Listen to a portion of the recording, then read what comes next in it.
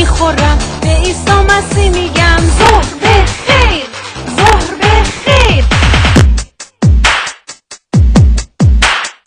1 2 3 123 شادی میکنیم تو این جلسه. 1 2 3 123 شادی میکنیم تو این جلسه، تو این جلسه. شب که میخوام بخوابم دعاهامو میکنم به عیسی مسیح میگم شب بخیر، شب بخیر.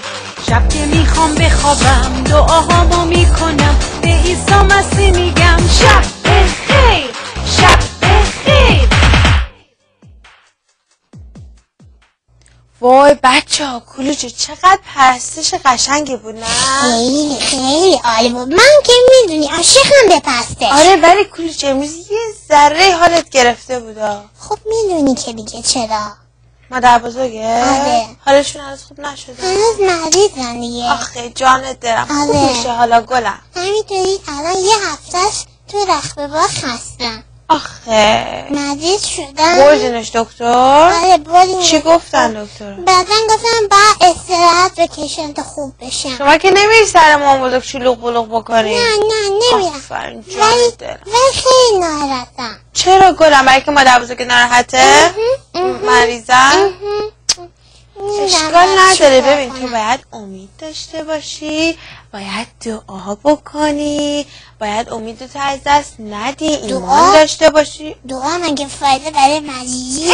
کلوچه این همه من برات داستان تعریف کردم، از کتاب مقدس برات خوندم و اینا، پس چی بود؟ باید با ایمان دعا بکنی، ایمان داشته باشی، خداوند مادر بزرگت شفا میده. آقا مگه خداوند دکتر خانوم؟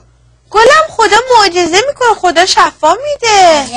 عجب. باید ایمان داشته باشی. میدونی کلوچه ما هر روز که زندگی میکنیم تو زندگیمون داریم یه خونه میسازیم. خونه میسازی؟ آره. من بلد نیستم خونه بسازم. نه گلم خونه واقعی که خونه که تو زندگی میکنیم نه. تو زندگیمون از ایمانامون خونه میسازیم. عجب چه حرفای قشنگی شما یاد گرفتین. باریکلا. تو هم یاد میگی کتاب مقدس که بخون کنم یاد میگیری. ولی در حال تو زندگیمون ما از ایمانمون خونه میسازیم، داریم در حال ساختن خونه هستیم هنوز. شما هم باید دعا بکنی، منم برای مادر بزرگ دعا میکنم. مادر بزرگت خوب میشه، نگران نباش کن. پس یعنی که من دعا کنم خدا جواب میده؟ آره عزیزم خدا همیشه به دعای تو جواب میده. این خونه‌ای که میگی میسازیم مثلا اگه محکم تر بسازیم یعنی چجوری؟ یعنی مثلا ایمانمون قوی تر بشه خونمون محکم تره؟ دقیقاً. عجب. وقتی که آدم ایمانش بیشتر باشه، قوی تر باشه، خونهش رو جای محکم تر میسازه. حالا ما میریم با بچهای گل توی خونه برنامه میبینیم کلوچه، برمیگردیم اتفاقا میخوایم در مورد این موضوع با مهمونمون صحبت کنیم. مهمونمون کی هستن؟ حالا بریم و بیایم بهت میگم. من دعوت کردم گلم. بریم و بیایم بچه گلم، بریم یه برنامه ببینیم، برمیگردیم در مورد این ساختن خونه که هر روز ما انجام میدیم و صحبت میکنیم. بریم بچه‌ها گلم. شما خونه میسازین؟ آره با هم.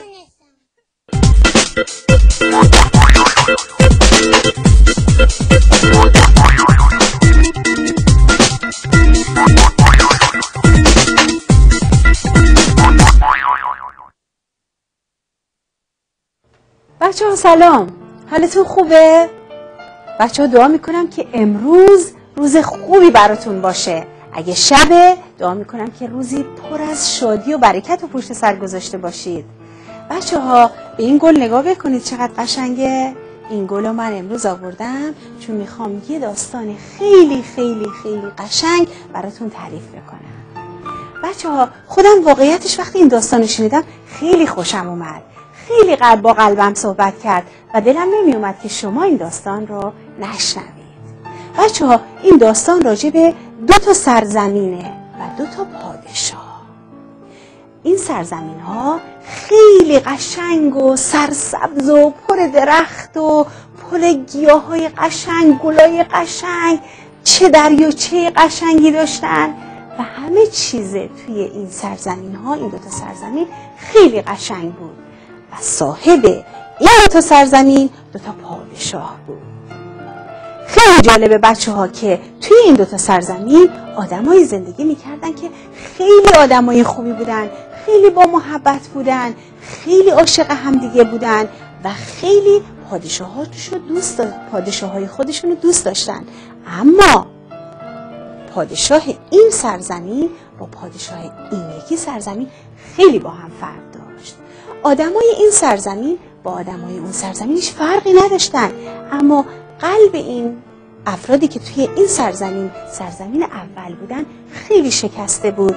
همیشه ناراحت بودن، همیشه میترسیدن. میدونی چرا؟ به خاطر اینکه پادشاهی که توی این سرزمین حکومت میکرد به مردمش گفته بود که شما هر وقت که میخواید بیاید منو ملاقات بکنید حتما باید فقط تو این ساعت بیاید منو ببینید. به اونها گفته بود هر وقت که میخواید بیاید منو ببینید باید حتما این لباسو بپوشید. و بهشون گفته بود که وقتی که میخواید منو بیاین ببینید حتما باید برای من هدیه من این باشه، طلا باشه یا هر چیزی که خودش دوست داشت باشه. و تازه بهشون گفته بود که شما وقتی که میایین پیش من باید اون حرفایی که من به شما میگم، اون کلمه‌هایی که من بهتون یاد دادم، با اون کلمه ها با من حرف بزنید، نه چیزی دیگه. مردم این سرزمین خیلی میترسیدن چون نمیدونستن اون حرفایی که این پادشاه بهشون گفته بود و همه رو حفظ بکنن، همه اونا رو بهشون بگن. همیشه میترسیدن. بهشون گفته بود که شما اجازه ندارید این لباس رو بپوشید، با اون لباس چرا لباستون کوتاست، چرا لباستون بلنده. مردم همیشه میترسیدن چون نمیدونستن که چه کار باید بکنن. ولی بچه ها حالا به این سرزمین دیگه نگاه بکنید. مردم این سرزمین همیشه خوشحال بودن، همیشه میخندیدن، همیشه شاد بودن. میدونی چرا؟ به خاطر اینکه پادشاه این سرزمین خیلی با محبت بود. همیشه به مردمش میگفت من شما رو دوست دارم، با هر زبونی که دلتون میخواد با من حرف بزنید، هر کادویی، هر هدیه‌ای که میخواین برای من بیارید من قبول دارم، من عاشق هدیه های شما هستم، هر لباسی که دوست دارید بپوشید، هر جوری که میخواهید منو بیاید پیش من و با من حرف بزنید. اما بچه‌ها پادشاه اون یکی سرزمین بهشون گفته بود که نه، شما باید وقتی که میایین به طرف من همتون اینطوری بیستید. اگه اینا یه ذره کج میشدن میترسیدن، وای چه کار کنیم نکنه پادشاه ما ببینه. ولی پادشاه اون یکی سرزمین بهش گفته بود هر جوری دوست دارین، از هر جهتی ایستاده نشسته، هر جوری دوست دارید با من حرف بزنید.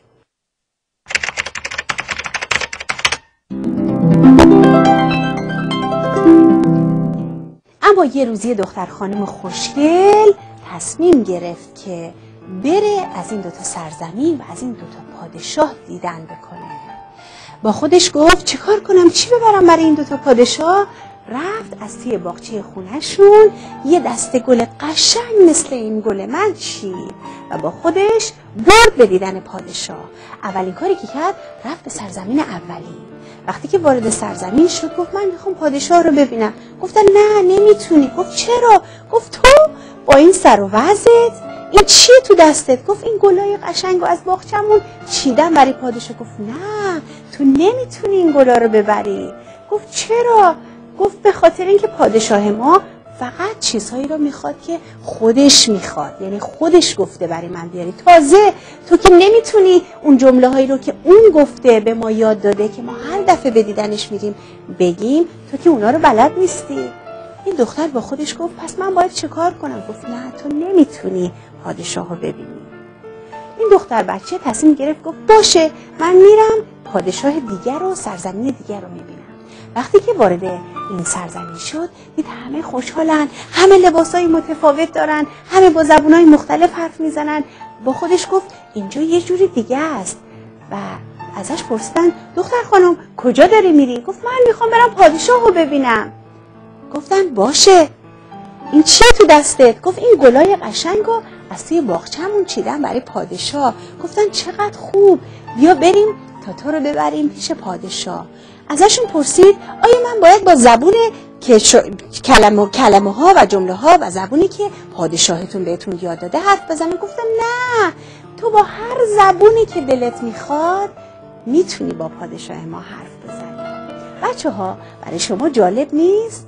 و چقدر راحته که ما بتونیم با هر زبون و هر سر و وضعی که داریم بریم به حضور پادشاهمون. بچه ها این پادشاه و این سرزمین زیبا ما رو یاد عیسی مسیح میندازه. عیسی مسیح پادشاهیه که ما رو همه جور قبول داره، با هر زبونی قبول داره، با هر لباسی قبول داره، کوچیک و بزرگ، پیر و جوان، همه رو دوست داره و بهمون نمیگه که این طرف بایست یا اون طرف بایست، این کارو بکن یا اون کارو بکن. بچه‌ها میخوام بهتون یه چیز خیلی مهم بگم که عیسی مسیح تو رو هر جوری که هستی قبول داره.